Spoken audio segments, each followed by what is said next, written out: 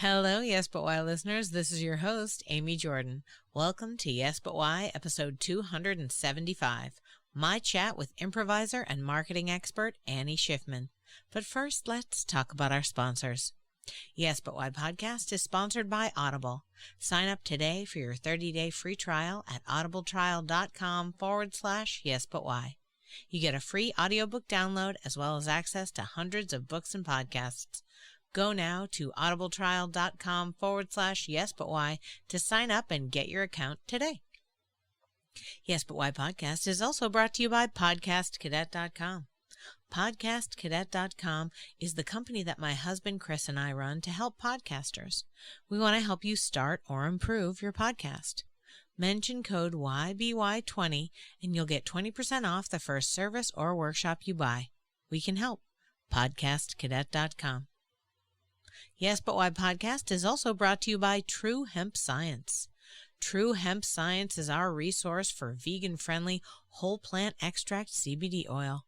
Check out truehempscience.com to see all the CBD products available to you now.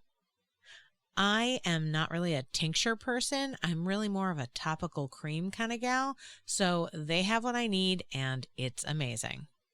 Use code YesButWhy7 to get 7% off your order of $50 or more. Get all that therapeutic goodness of CBD and you get a free packet of 2 yummy CBD edibles with your order.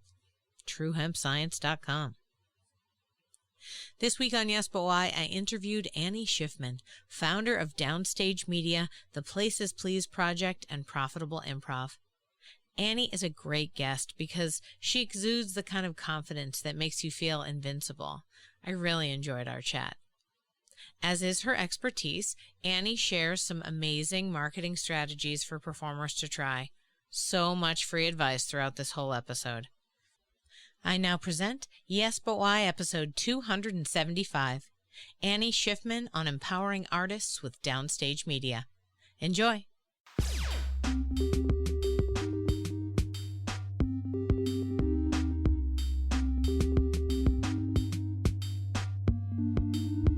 I'm Amy Jordan, and this is Yes But Why podcast. Yeah.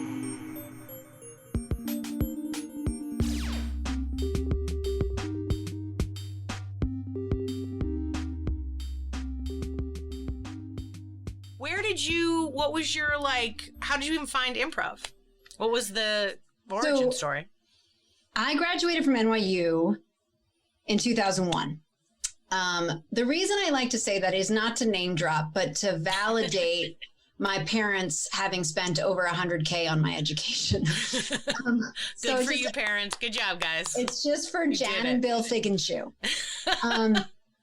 So I got my BFA in drama, and I had grown up in New Jersey in the suburbs of New York City. And so I moved back in with my parents, and I was auditioning for absolutely everything because when I was at NYU, I had studied musical theater. I had studied directing and acting. I had studied film and TV, which I have to say was a huge mistake because when I did actually get in some casting directors' offices, like Bernie Telsey was like, so what do you do? And I was like, everything. I can do everything. And what would have been a little bit better would have been if I had said, well, I'm really good at this. This is the one thing that I really can do well. And that thing that I always could do well was that I was funny. I always knew that I was funny. I did stand up in high school at our talent shows. It was just a thing that I knew I could do. I knew I had it in my wheelhouse.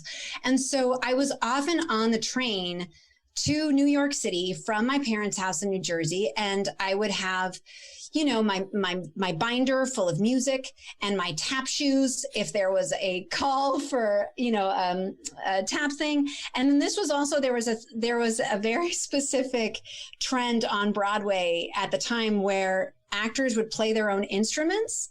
So then there was a trickle down effect with that. And I had learned how to play the trombone when I was in elementary school, and I played it throughout up until 9th or 10th grade in high school. So I picked up the trombone again. So I was literally tap shoes, trombone, 32 bar cut, monologue, Shakespearean, like all this stuff. And I was reading backstage every day. And then there was a listing for an improv group where you didn't have to bring anything, just yourself. And I was like, I am there. They said, be there and, and be funny or something, like just be ready to move and be ready to have fun and blah, blah, blah. And so I did that. And that was for an improv group with Karen Herr and Adrian Frost called Goga, Girl on Girl Action. And when I was at that audition and a few subsequent auditions, I realized that, and again, this was before Amy Poehler was big. This was before Tina Fey was big. And when I would go to auditions, I would see that if I went to a musical theater audition, there were 300 white girls who were about my height, who could belt just as high as I could. But when I went to comedy auditions, there would be like 6 girls or like 12 girls. And I realized that there was a bit of a numbers game involved in it. And so I was getting more stuff. So I got into Goga and got to tour around the world and do all these festivals and stuff like that. And I have those guys to thank because I'd never taken an improv class. And to this day, I've been doing improv for about 20 years. I've only ever taken one improv class, really. Partly because I just never felt like it just didn't make sense to me. I didn't have the money when I was in my early 20s. And once UCB did get started, and then all of the other, the Magnet and the Pit and all these other offshoots of it, you couldn't perform until you were at like level 4. Mm-hmm. So I was just like, I have a BFA from one of the top theater schools in the country. I get the whole performing thing. Yes, I didn't necessarily know the rules of improv, but I was like, I'm smart. I could pick this stuff up. Like, I know how to do this kind of a thing. And I know that sounds arrogant as anything, but again, I'm in my 20s. So, well, also like there are different paths, like, and from a person, I particularly have interviewed people that have done improv across the world. Okay. And there is no one path to doing improv, right? Some people take classes because that's how they find it. Some people just find a group, audition, get in that group, and then just start performing. And they wing it with the group. And then people within the group kind of, there's usually a coach or a director. Mm-hmm. And so that person is who's maintaining, like, oh, hey, you got to try this thing or do this little. And, performance in and of itself is a class, like every improv show you ever do is another improv class with, instead of notes from your teacher, notes from this crowd in front of you. Right. So, I mean, there's different ways to come at it. And the reason why I pause is to say, hey, don't sell yourself short. You did a lot of work, whether you went through the path that quote unquote, they say you're supposed to go through doesn't mean it's the right way. And in fact, to that point, because we got like totally jumped into improv before I even told you like what this podcast is about, I will tell you and the audience that the purpose of this is to show different paths, is to say, hey, you want to do creative stuff and you're 22 or you're 42 or you're 62? Great. Here's a lot of different ways to do it. Here are different people and the way that they found their way into doing it. And maybe it's taking classes. Maybe it's going to an audition. Maybe it's finding a friend and picking a book out of a library and being like, you hear about this improv thing? And then that's what you do, right? So there's no, like, creativity is your natural mode of being. I love that you say you're funny first. Me too. Like, and that in and of itself is what propels you, right? So let me jump back to, you mentioned that you had done some stand-up when you were in high school and stuff. Were you always confident in your ability to be funny? Like, how did you get this confidence? Because you hold yourself with confidence, you know what I mean? You exude that. And even in telling of the story, when you say I'm funny, I know people who are like professional stand-up comedians who would never say I'm funny. And so I appreciate that you have the confidence to say that. I also feel confident that I am funny as well, so we're in good company. But I just figured, where'd that come from? I have a very, very supportive family, and so my dad is a very creative guy. He was in a very creative field, and so my dad ran radio stations all around the country and would oftentimes come up with formats for them and stuff like that. So, and my dad like quit junior college to do radio. Yes. So the idea of having a creative talent and passion that could be lucrative was always on the table. And so, and then in the meantime, I just have a very sort of like very tight-knit theatrical family that we make each other laugh. And so, you know, like it's a Catholic family, but I'm not like one of those people that I have like, you know, I know you spoke to Jeff Rogers and he has like 10 brothers and sisters. Yeah. But I don't. I have one brother and I have one sister, but I have a lot of cousins and we were like always around family. And so like the dinner table or this was always just being really fast. So I just had, you know, my parents supported me, my family supported me. And I just always was performing and I would get good feedback, like you're saying, from the audience or from other people that I was, you know, sort of doing the right thing. And I think, you know, at the time there was a lot of stand-up comedy around. This is when like, you know, you would start to see stand-up on TV more and like Jay Leno and,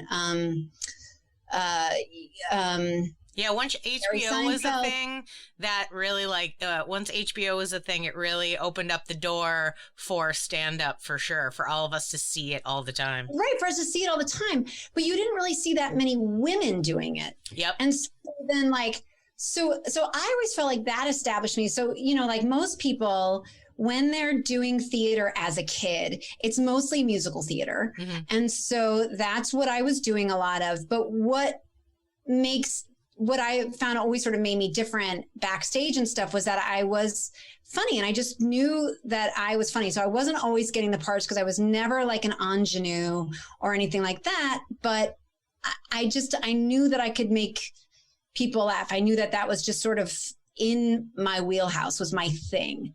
And so I just always tried to kind of seek it out. The weird thing was, again, like when I was at NYU and I felt like that I needed to make myself more well-rounded. And so I studied a lot of Shakespeare and I like learned Juliet's death monologue in Act 5 and like all of this stuff, you know, because I felt like I needed to be more well-rounded, which I feel like is sort of, again, I'll repeat it. I feel like it's nonsense. Do what you do well, do what you enjoy and go in that direction. But I mean, that being said, if you want to be well-rounded, you can. But I think to the casting director's point, if you're like, after college, I want to do X, then that's the thing that you need to make sure your resume looks good as having. You can read every book you'd like. You can take whatever classes you'd like. You can even, by the way, you can even get a degree in anything you want and then later tell people you're real good at something else because they're not going to check. So for you, how did your work in improv lead you, or you were doing auditions, you got into improv from there. Did you continue to do other acting in plays and musical theater? I was doing a whole lot of everything.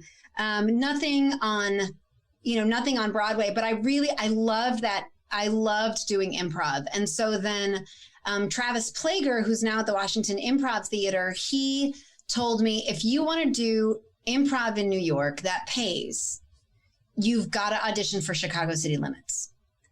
There was very little other paying improv in New York. And I was like, I definitely want to do that because I wanted to be a professional actor. That is what I knew I wanted my entire life. And so from that, I saw then that, so from that, I got to tour the country, which I loved, because being a kid who grew up in Jersey and then going to NYU, I hadn't really seen that much of the country. So that was super fun. And then after a couple of years, they asked me to join the main stage. And this was at Chicago City Limits? Chicago City Limits, yeah. Awesome. Fun. And yeah, so that was super fun. So then in a couple of years, then I joined their main stage company. And now CCL, a lot of what made it, I mean, so they would pay you per show. It wasn't very, super lucrative, but I did like the premise behind it, that you would get paid per show. And then also you would oftentimes get hired to do corporate stuff. And that's where the money really is, right? Yes, it is. It sure is. So I started doing some corporate, and I'm pretty sure it was a CCL gig that I was doing where I was backstage. And so, basically like we were just doing some kind of like interstitial improv stuff in between the big keynote speakers. And one of the big keynote speakers was this guy named Chris Brogan, who was talking about this new thing called Twitter. And he was explaining how you could use it to connect with your customers.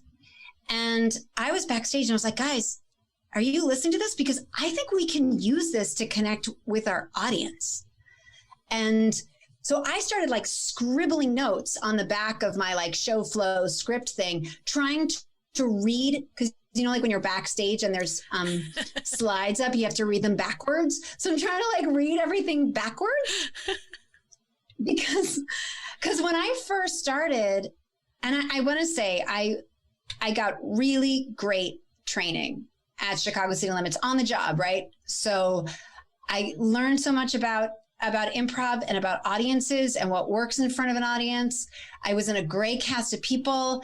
I was in a cast that, we won a bunch of comedy awards with the Manhattan Association of Clubs and Cabarets. Like we won best, I can't remember if it was like best comedy group or best improv. I can't quite remember, but we won that 2 years in a row. Like there was a lot of really fun stuff happening. But when I first joined that group, we were doing 5 shows a week, a show on Thursday, 2 on Friday, and 2 on Saturday, off Broadway in the theater district. So much fun. By the time I had left, about 4 or 5 years later, they were doing 2, a show on Friday and a show on Saturday. Mostly because I don't know why exactly, but they just weren't marketing. So I felt like I was doing shows that were top notch, that were, award winning, right? We were a good cast. And, but I literally felt like there was nothing to show for it. They never had the press come in. They didn't even take pictures or some pictures, they barely even put them in the lobby. So it was like, I know I wasn't Robin Williams. I wasn't there 30 years prior, but I was doing good work and we were doing great shows. And we would oftentimes cancel because there were more people on stage than in the audience. And there were 5 people on stage. And so that's when I was like, guys, we need to do some kind of marketing stuff. I would love to say at this point that I learned all about social media marketing, took it to the people who were running Chicago City Limits, and we turned that show around. But that's not what happened. Instead, what happened was I learned all about social media marketing when my youngest daughter was born. She's going to be 11 soon. I learned it all nap time and nighttime. Took as many online classes as I could about email marketing and blogging and social media. And then another group, Broadway's Next Musical, that my husband was running, he's like, well, you know this stuff. We don't know any of this stuff. This whole new thing is starting with social media. I don't even know what this is. Can you run our social media stuff? And I was like, yes, I can. And so that's how I started there. What was the name of the group that you started with social media that your husband was involved with? So Broadway's next hit musical. Broadway's next hit musical. Right on. Yeah. So, so I started doing their marketing, and that's when I realized that there was a big opportunity there, that you could start getting audiences in to shows really fast if you had the vision to sort of look forward and see at the time. So again, this is like Twitter was just starting. So we're talking 2011, 2012.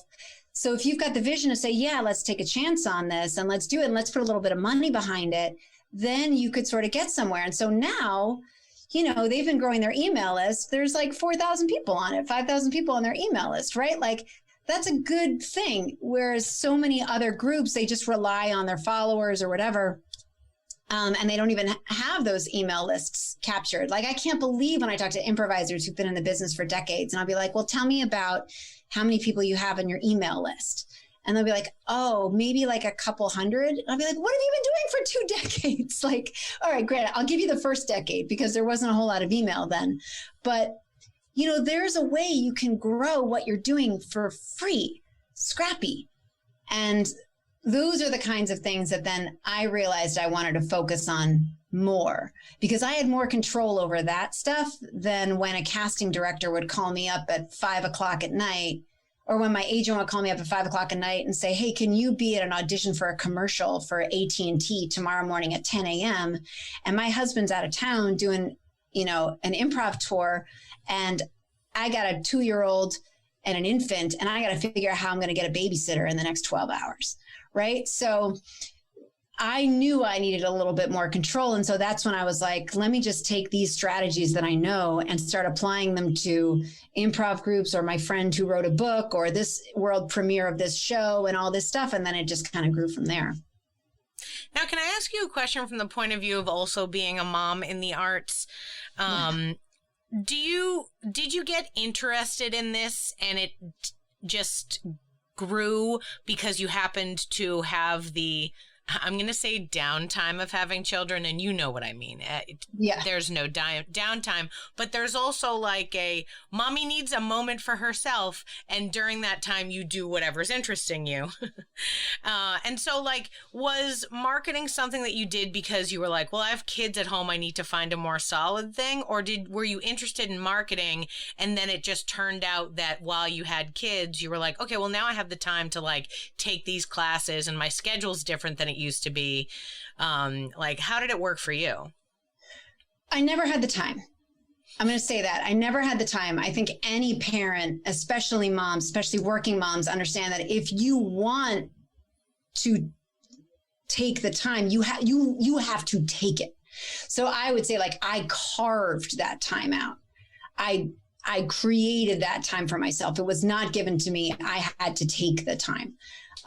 But there was a confluence of factors that happened. So one of them was that around that time, my husband, Rob Schiffman, he was like right around the time that our second daughter was born, and our kids are like 3 years apart. Broadway's next hit musical got a booking agent. So between that and his corporate work, he wound up being out of town more than half the year. So I remember there was like one year that he tallied it up. He was out of town 200 days of the year. And that wasn't an aberrant year, right? So, yeah, my husband does that too. Okay. Yes. He is not an actor. He does conventions, but he, previous to COVID, he was on the road when my child was first born, the first year of my child's life, he was on the road 40 weeks out of 52. I totally get that. God, that's hard. Yeah. I mean, but that's just, you know, that's what you got to do, especially if you're like in the arts and you're trying to do something and it's like, well, I've got a job. So exactly. Go your husband for like going and like doing it and making the money and sending it home. Right. Exactly. And building up, you know, being one of the 4 people on the producing team that built up that company. Awesome. But then in the meantime, doing all of his corporate work that he was able to do. And so for a while, then I was also performing, but it became unsustainable. Yeah. Because especially with improv, and this is why I feel so passionate about it. I've never it got to a point where I would go and I would pack up the kids and get them all ready and have the babysitter and then go do the show in Massachusetts and drive 4 or 5 hours, because we had a gig, but it wasn't so far that you could fly. So you had to drive, and you did all that stuff and you prepped the show and you did sound check and all this stuff. And I did a 90-minute show, and then come home and have to do all that other stuff in reverse and then pick up the kids from the babysitter or the grandma or whatever it is. And it wasn't as soul fulfilling after a while as it had been.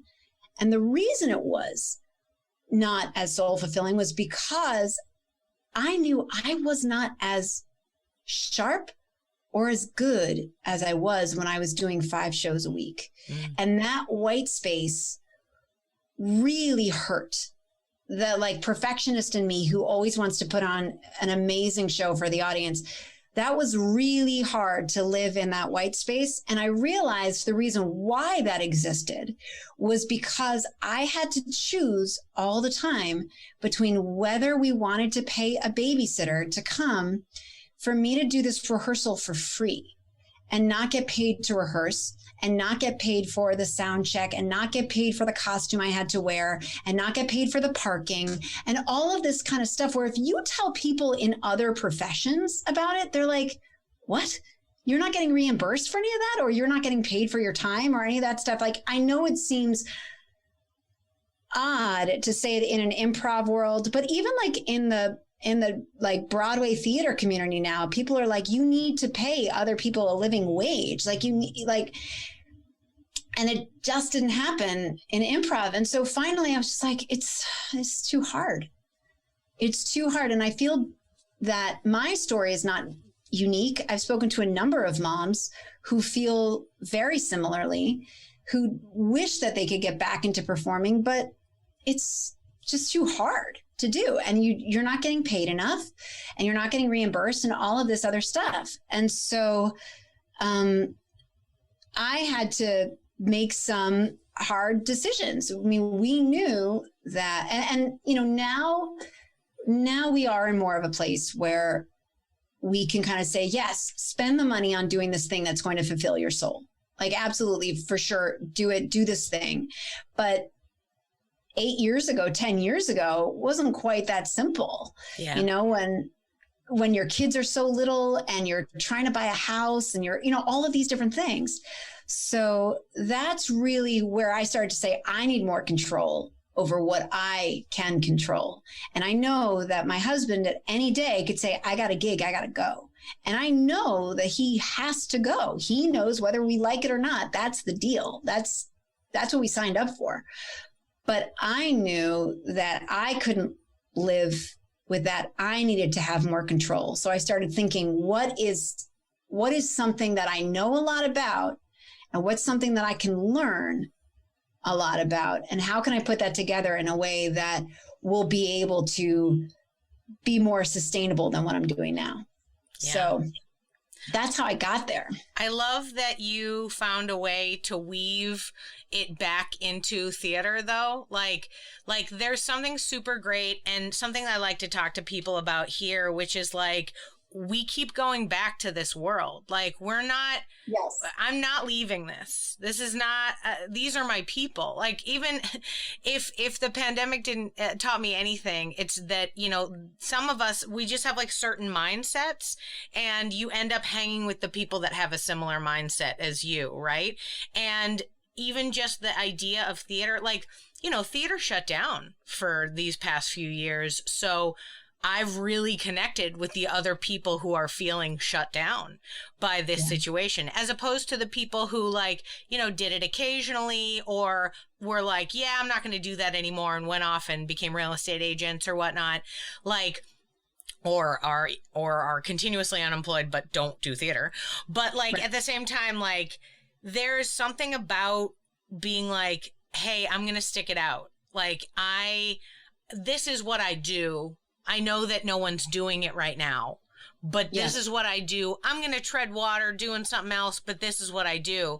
And to that end, you're right about being a working mom, about having to reinvent yourself, about having to now your schedule is different. It's not it's cool. I can be there at night. No, I cannot. My child is asleep. I cannot go teach class at 8:00 because that's his bedtime. Like, sorry. But at the same time, like, I love that you were able to bring it back in, that you were like, okay, I learned this new thing. I'm going to develop this new company, but I'm also going to use it to help theaters that I love and want to be part of in a way that they don't even know they need. And it's going to be helpful. So how did you like put that all together, and how has it worked for you in the first couple years of developing the company? And your company's name is Downstage Media, correct? Yeah, Downstage Media, exactly. And I realized it because I was working. I was doing some work with an online publication called Yes Broadway. And so, you know, we would get to go to all the premieres and all the shows, and not the premieres, the opening nights, and then, you know, write content for it and stuff like that. And there was a couple of other people who were on the team who were like in their 20s, and they, you know, they would talk about classic musicals like Legally Blonde. And I was like, wait, there's a lot. And that's when I realized I knew more than the average bear about theater, right? Like I knew it.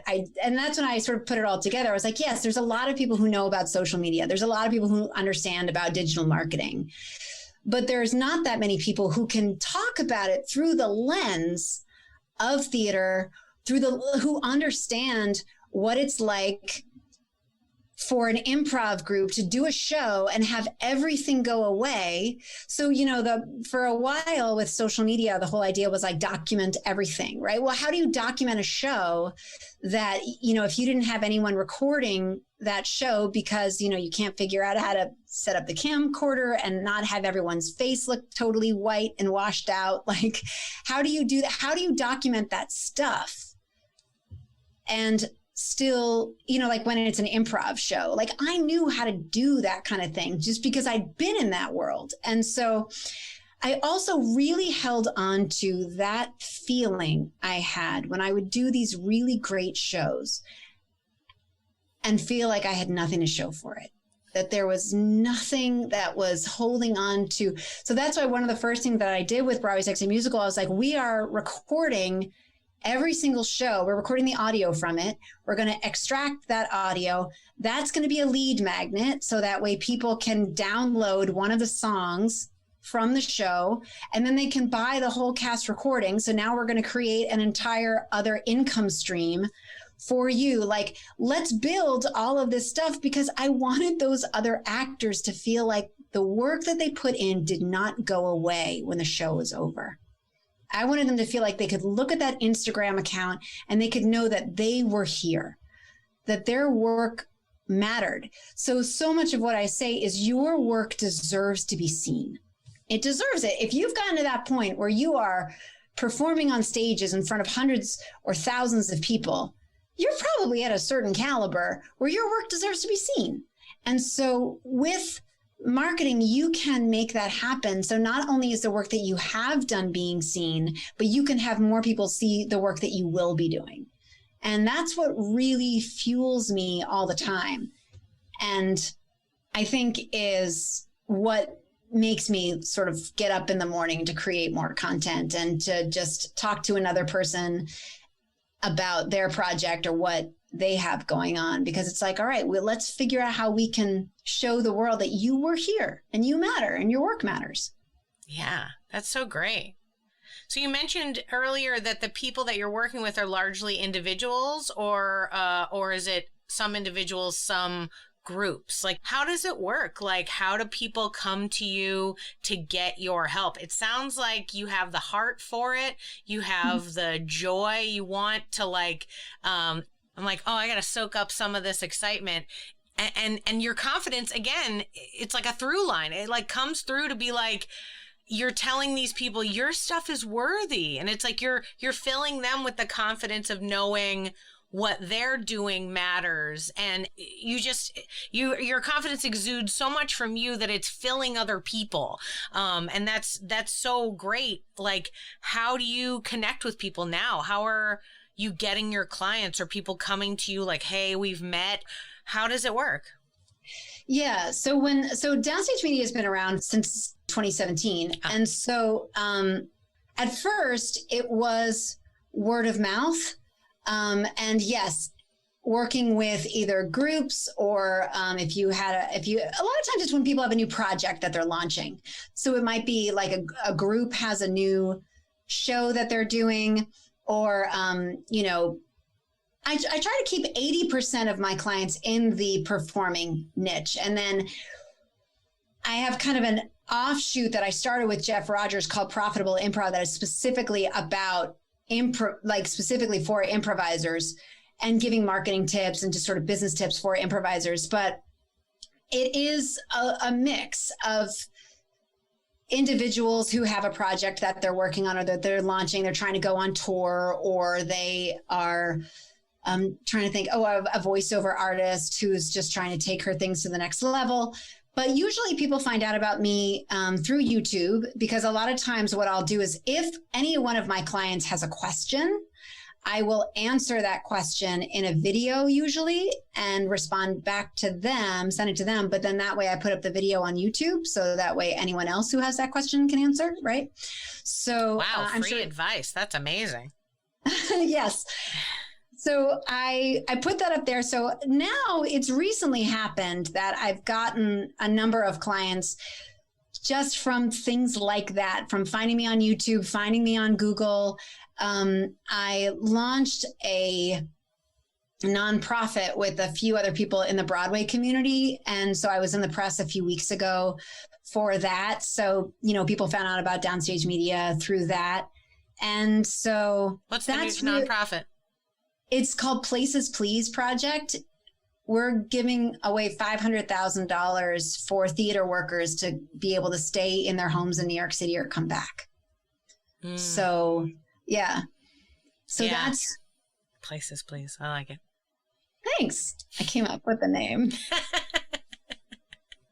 So a lot of times, so what I will do is I will, work with them either consulting and say like, let's get your website together. Let's figure out how you can build your email list. Let's figure out that kind of stuff. And I'll sort of give people frameworks and then they go off and do it.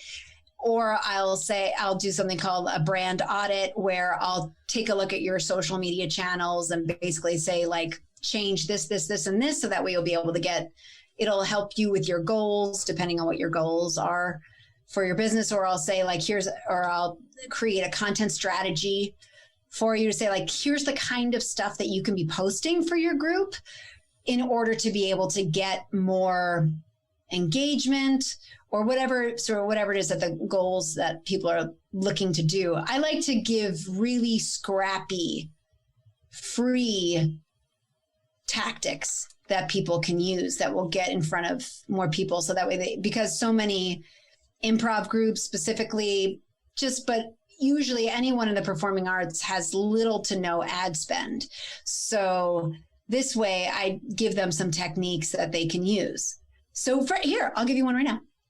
I mean, basically like one thing that I'd like to do on a Twitter account, for example, is set up a Twitter list that's called, like bloggers, podcasters, and journalists, right? So in whatever niche it is. So for Profitable Improv, we did that for any improv podcasts. And we started following people. Well, every time somebody gets added to a list, that account gets a notification that says, hey, you've been added to this list, bloggers, podcasters, and journalists. So now I know all those podcasters just got a notification about my brand or about me. And so now they're like, wait, what's going on? What is this thing? Maybe I should have them on my podcast, right? So I like to tell people that, we had a whopping 15 followers, but we got our first piece of earned media by being asked to be on a podcast, right? So it's like little things like that. That's a scrappy technique. It costs $0. It costs you maybe a few minutes of a Google search to figure out who are all of the podcasters in your niche.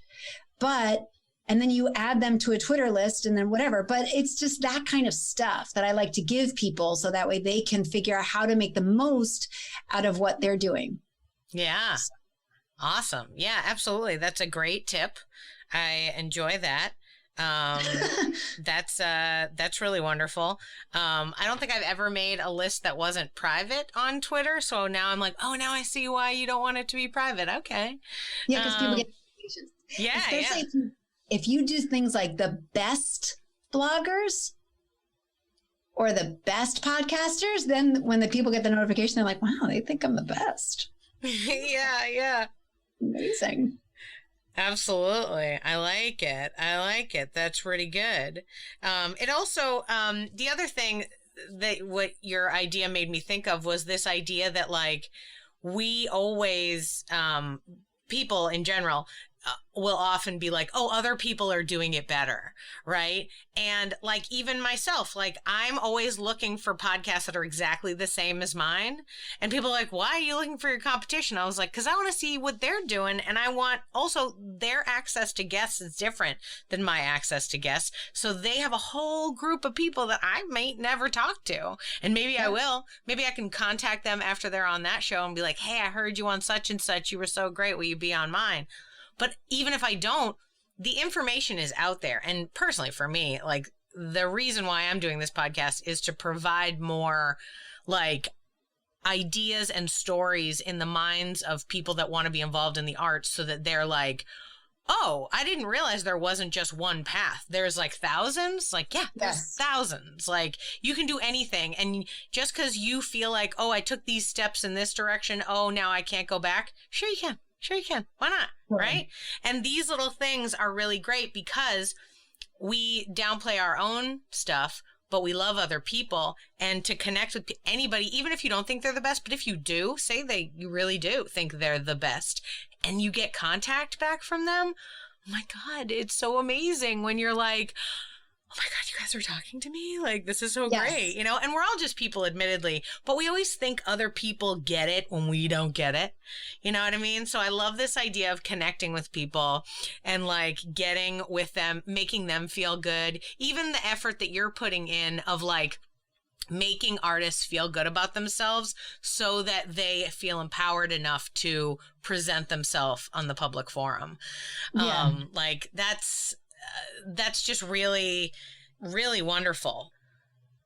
Tell me about the profitable improv part. I know I talked to Jeff a little bit in my previous episode with him, but like, you know, you guys have created this website where you're trying to put together information for improv schools to see how they are profitable. And if we figure out from everyone across the country how they're profitable, there's got to be some lessons we can learn. So tell me more about Profitable Improv. So Jeff Rogers and I know one another from corporate improv. So I rarely perform nowadays for all the reasons that we talked about before. But if I do perform nowadays, it's usually to do some kind of a corporate thing because, you know, they pay us what we deserve to be paid. Yeah.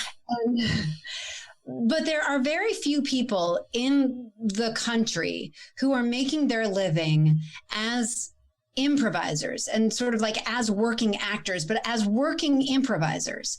And one of them is Jeff Rogers. One of them is my husband, Rob Schiffman. And there are really very few more. And so Jeff and I always, whenever we're doing corporate things together, we're always geeking out on like, what online classes are we taking? How can we build our businesses up? So I'm talking about Downstage Media. He's talking about Players Workshop, like whatever it is. And, so I was just talking to him, I was like, you know, there are so many improv groups. There's so many improv schools. There's so many improv teachers. If there was a way that people could learn how they could make their groups profitable and they could pay their performers and they could, I mean, it wouldn't be that hard. You only need a couple of corporate gigs a year to really make a sustainable group. And then you would have less turnover. Like people like me wouldn't leave.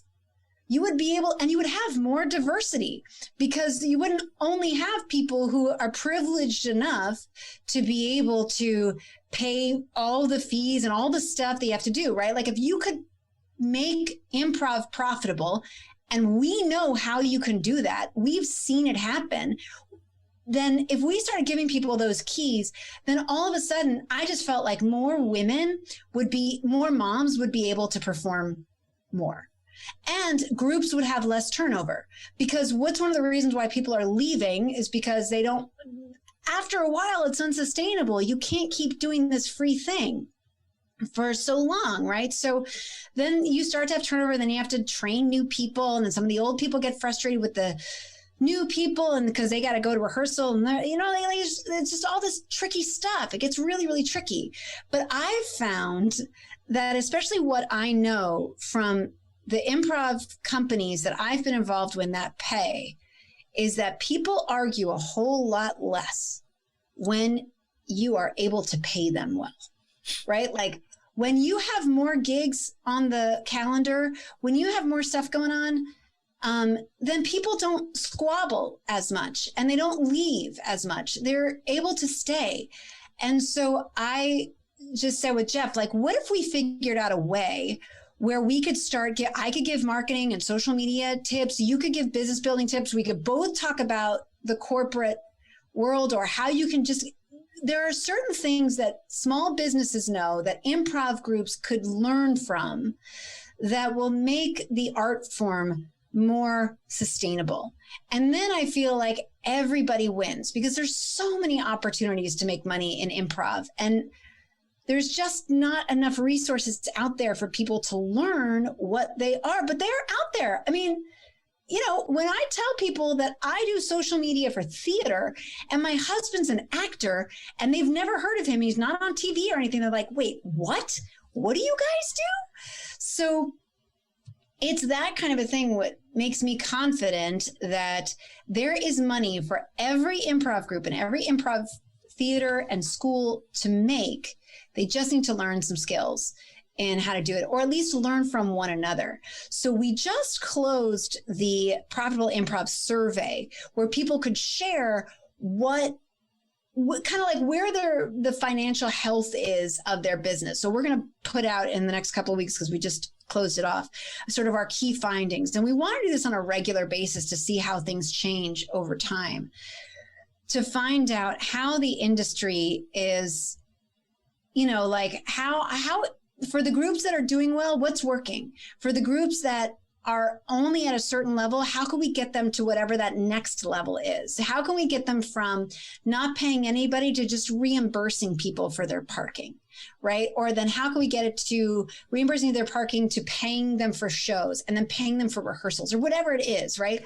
All of that kind of stuff. So how can we use marketing? How can we use business building tips in order to make all that happen? So that's what Jeff and I are doing with Profitable Improv. So I'm really looking forward to really crunching. I mean, we're not crunching the numbers. We have like people who do surveys and market research and stuff. So we have a market research firm based out of Philadelphia, and they're crunching all the numbers for us, and they're going to give us the key findings. And then we're going to kind of put it together in a way that will make sense for the industry. But yeah, I just feel like what we're hearing so often about, equity and inclusion and stuff like that, I just feel like once we start really capitalizing on how great of an art form this is and how bankable it is, then a lot of great changes can happen. Yeah.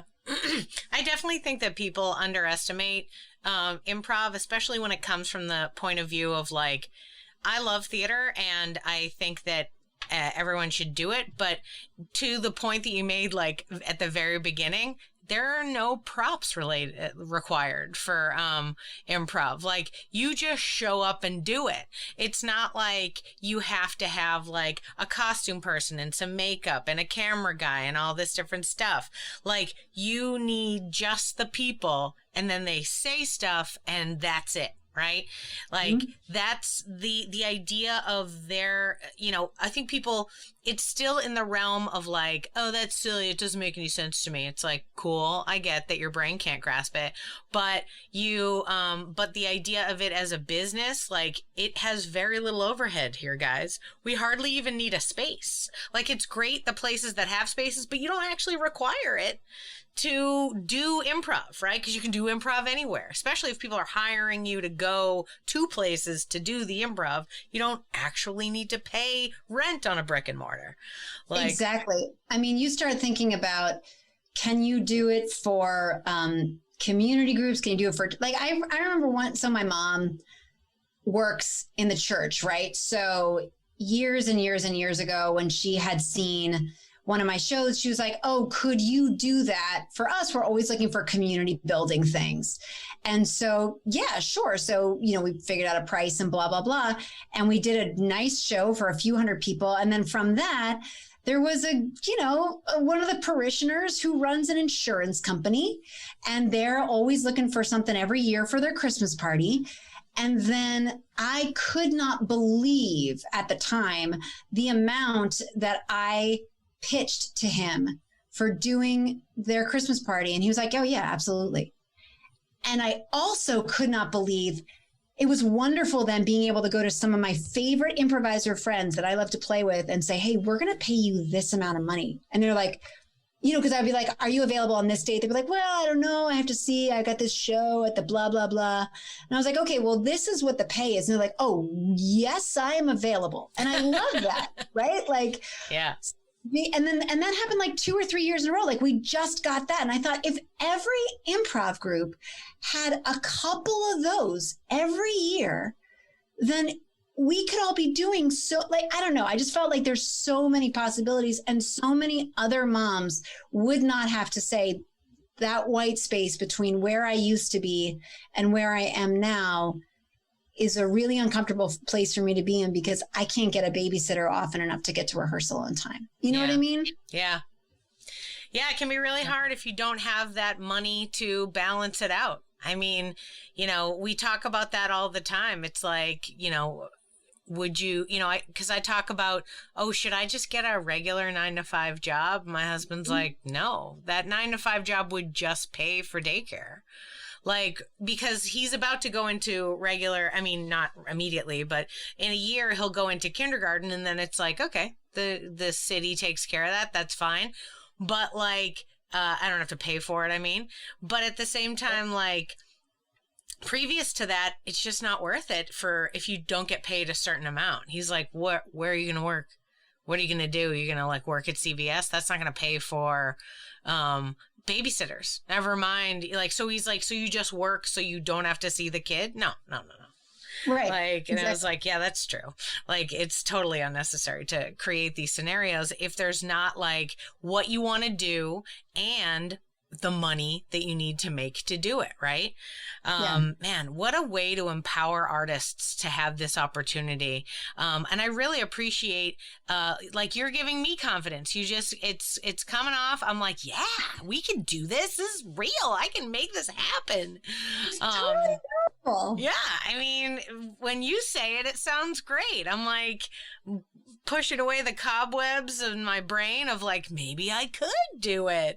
I feel like you're doing such good stuff anyway. I mean, I feel like the same thing with you, with empowering podcasters, by saying like, here's how you do it. Here's how it can happen. You can monetize it. I mean, it's very clear that you're monetizing yours. Like, all that stuff is so great. And why not tell other people? There's enough out there. There's enough followers. There's enough money. There's enough opportunities out there that you might as well just share that information. And I don't know, like, I have a free Facebook group called Performing Arts Entrepreneurs. So I'll give like little tips every day or so about how you can do stuff for free. But then if you want more one-on-one stuff, then, we can make that happen. But I don't know. It's just, I just think it's so hard for us as artists. Everyone sort of, like scoffs at what we're doing, scoffs at improv, like, yeah. Like all that kind of thing. And it's like, no, this is a doable thing. This is doable. People do this. It happens. Well, there's also this idea that we were talking about before we started recording, which is like, this is our life. This is what we do. I'm not going to stop being me. Like, Right. I want to do this, you know, even despite the scoffing, because you're right. Like how many people have said to me, like, well, when are you going to get a real job? I was like, okay, well, you know, I'm going to try to stick with this. Even during COVID, you know, this whole thing of like, it's shut down. What, you have no options right now. Like, what are you going to do? And it's like, well, I'm going to hang tight, do some stuff online and see what I can't learn in the interim. You know what I mean? But a lot of people just want to move away from it. By the way, I do just want to just recognize that what are you going to do in the interim? Like, as parents, we talked about this before the show, but it should be said, it is so much harder to have done something as an artist when you're parenting during the pandemic. So I just want to say, like, even if you are just sitting down, battening the hatches, like, that's riding it out. That is fair. Like, in keeping yourself and your kids safe and healthy and alive. Like, it's, I just want to say that because we talked about how different the experience is for pandemic parenting versus other people. And I just want to make sure that that's on the record. Oh, 100%. Like, not everybody needs to be taking all the classes. Like, there's definitely a lot of, like, I'm in a lot of improv groups online, you know, and people are like, oh, I've taken all these online classes. And I was like, when are you taking these classes? Like, are there a lot available between 9 p.m. and 6 a.m.? Yeah. There are in other countries, just to tip in case people are night owls. But like, you know, the idea being that, yeah, I mean, some of us are like, I didn't stop being busy. I'm just busy in a new and different way. Right.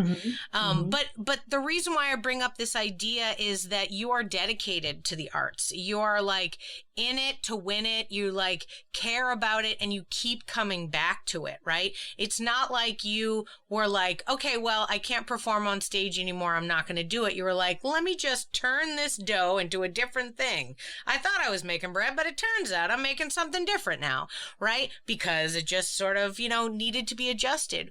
What is it that keeps you going? What is it that brings you back and keeps you motivated to do these things and to come back when you're right? Everybody's like, this is not a great career path. And what are you doing? And, oh, you want to be an actor? Oh, okay. You're not Brad Pitt, you know. And you're like, listen, man, Brad Pitt is also a dude who doesn't know what he's doing. Just happens to keep getting these movie roles. Like, come on. The first thing you should know is I am Brad Pitt. So I've been in disguise the whole time. Oh my God, she just took a mask off, you guys. It's amazing. Brad, how are you? It's great to chat with you. Hi. Super glad you're using your time to help other artists. Yep. No, I think, well, I feel like besides people's work deserving to be seen, I absolutely 100% believe that when people are exposed to the performing arts on a daily basis, they become better people. I feel like they learn empathy. They put themselves in someone else's shoes. So I feel it's so important to get that out into the world so that way everyone can benefit from the arts and making the arts sustainable, making the arts accessible. But I know how, I don't know. I mean, in my little enclave of the world here, I live in New Jersey and I live in like I didn't realize this until we moved here, that it's like a big banking and financial town. So like the arts is not something that people normally do. It's a lot more like sports and like things like that. And so especially with this past year with COVID, like you really had to work for it. Like if there was going to be any arts, you had to figure out a way to make it happen online or whatever it was. And I felt like, you know, much like I was saying, taking the time and carving the time, you need to take your space. You need to come downstage. You need to find your light. And it's not always easy for people to do that. And so if there's ways that you can, and if I can help you get there, then I just feel like that will help more people because of how the arts affect people, how a night out and a laugh can affect people. I remember I performed in Louisiana right after Katrina. And, you know, it was the kind of thing where like we flew into the airport and literally like none of the shopping, like none of the stores were opened up. It was a mess. It was a real mess. I think I performed in October. And so there was one part of the show where people would tell a story and we would sing a song about it.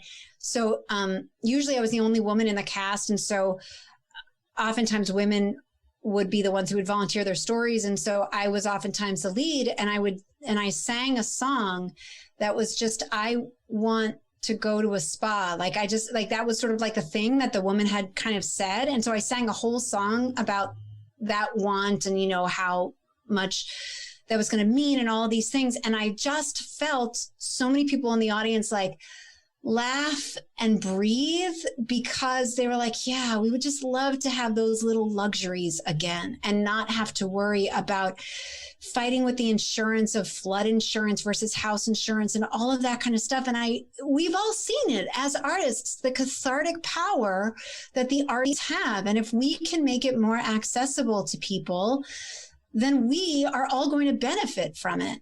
So this is what I know. I know improv, I know theater, I know marketing. I know those things. That's what I can do to help you get your art out into the world.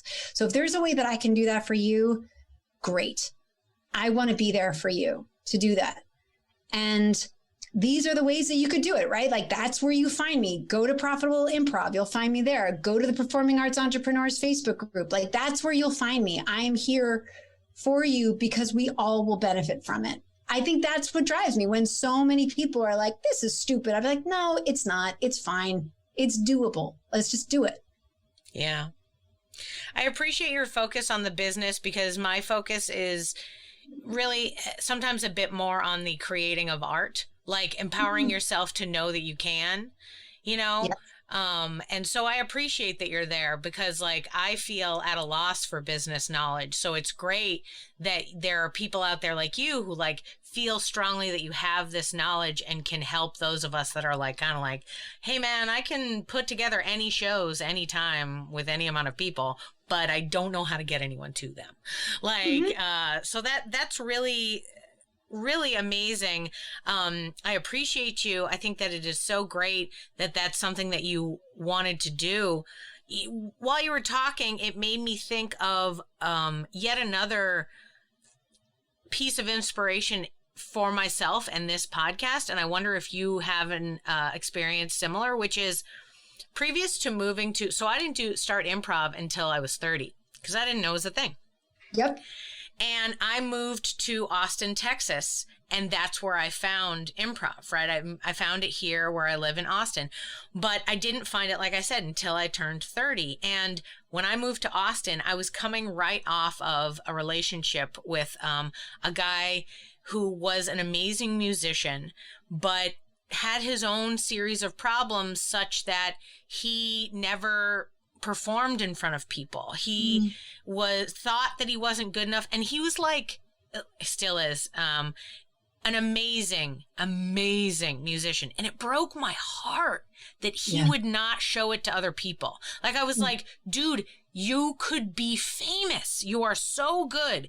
And he just didn't believe in himself and didn't think that this was something that he could do or should do, or like, where would I even find it? And I would find him open mics that we could go to and we'd get almost there. And then he'd be like, no. And I was like, you know, so when I moved to Austin and I'd gotten to improv and I became an improv teacher, like immediately, I set out to empower people so that these amazing artists who have this great talent would not just throw it away because they didn't think that they were worthy or they didn't think they were good enough.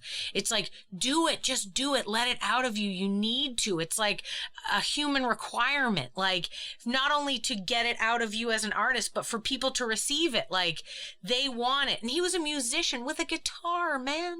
Who doesn't like a dude in a guitar, right? I mean, he was so good. Like I think about him all the time. Whenever I see somebody and I meet a student who's like amazing and they're like, no, not really good, I'm like, please don't do this to me. So is there anybody that you can think of that like maybe inspired you in that way? Somebody who like held themselves back and you were like, nope, we're doing this? Well, actually, on the flip side, for me, it was when I started dating my husband, Rob.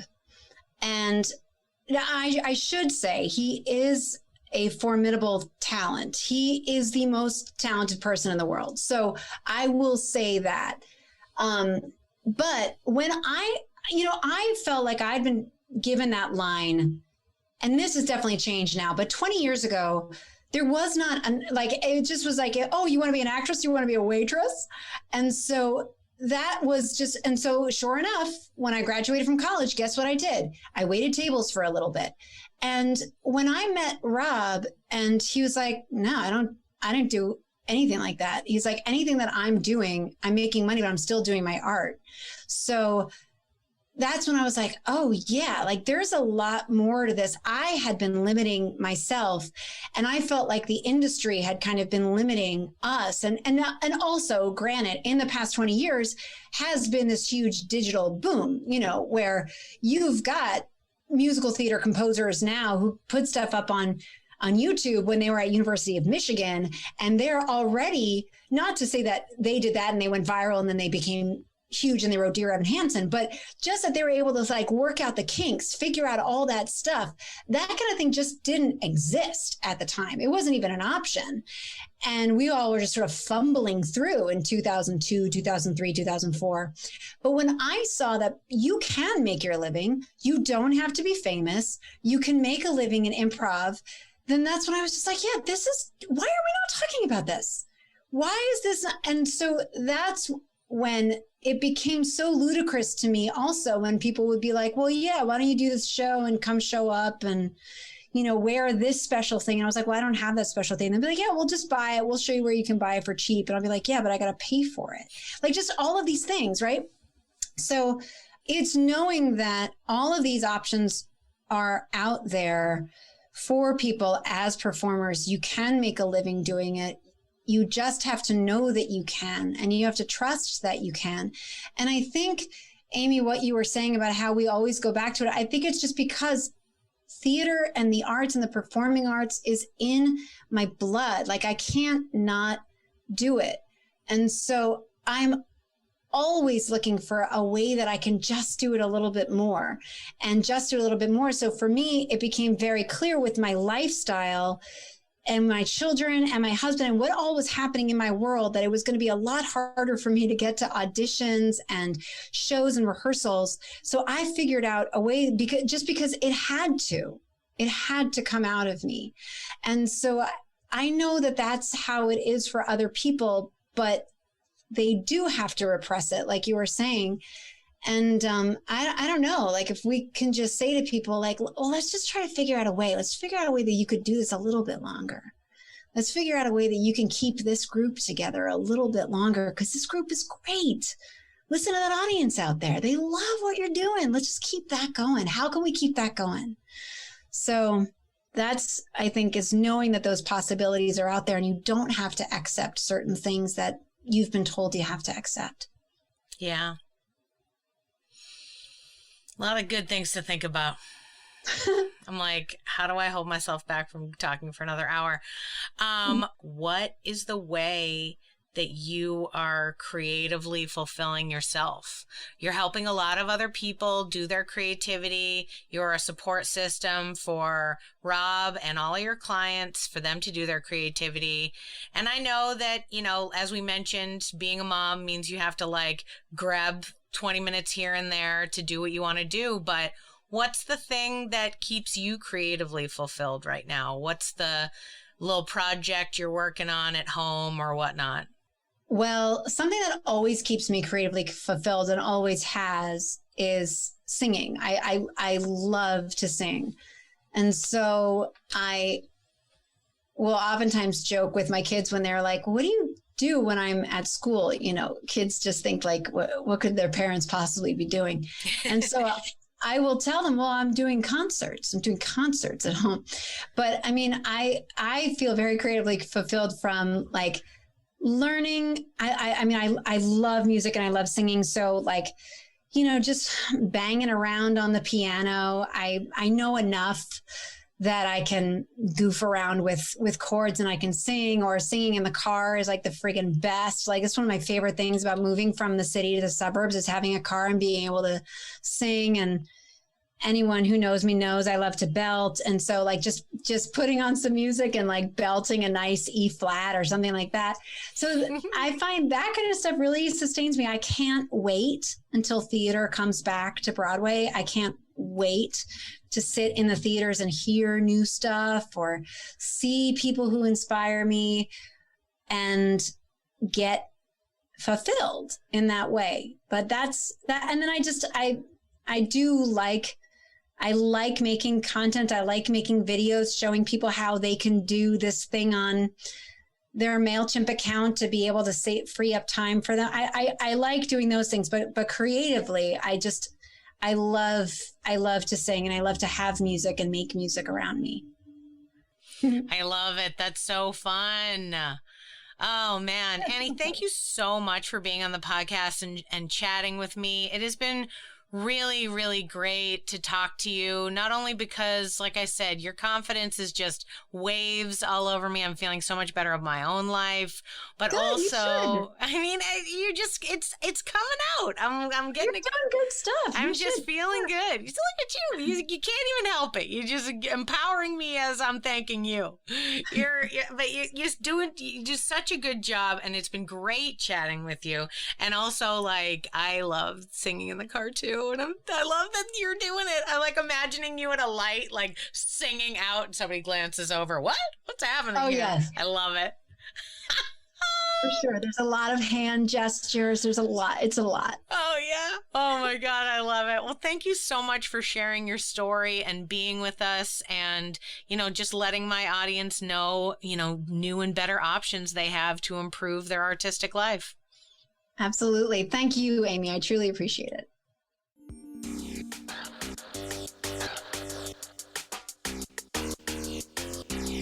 Thanks for listening to Yes But Why Podcast. Check out all our episodes on yesbutwhypodcast.com or check out all the content on our network, HC Universal, at hcuniversalnetwork.com.